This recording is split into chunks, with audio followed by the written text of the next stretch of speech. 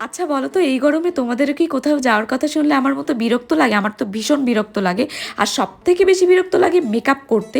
তো কিভাবে এই প্রচণ্ড গরমে হালকা পাতলা মেকআপ করা যায় আমি সেটাই চেষ্টা করছি। তো ফার্স্টে আমি একটু ময়েশ্চারাইজার অ্যাপ্লাই করে নিয়েছি। এবার জাস্ট সানস্ক্রিনটা অ্যাপ্লাই করব।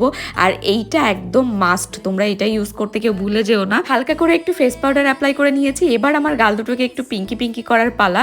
মানে মেকআপ করি আর না করি, ব্লাশ তো সবসময় অ্যাপ্লাই করতেই হবে, এটা আমাদের মেয়েদের ম্যান্ডেটরি।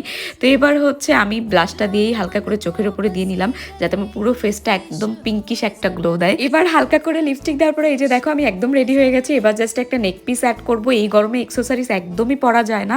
আর সব কিছুর পরে আমার এত বেশি গরম লাগছিল, তো ভাবলাম চুলটা একটু বেঁধে নেই। তো আমি এখানে চুলটা বেঁধে নিয়েছি। আর গরমে কি বলবো তোমাদের, আর পুরো রেডি হতে যেই সিদ্ধ হয়ে যাচ্ছি। তো সবার লাস্টে একটা সানগ্লাস অ্যাড করে নিলাম। জানি না বাইরে গেলে কি অবস্থা হবে, সবাই একটু প্রে করো। চলো দেখা হচ্ছে আরেকটা ভিডিওতে। আজকের মতো টাটা।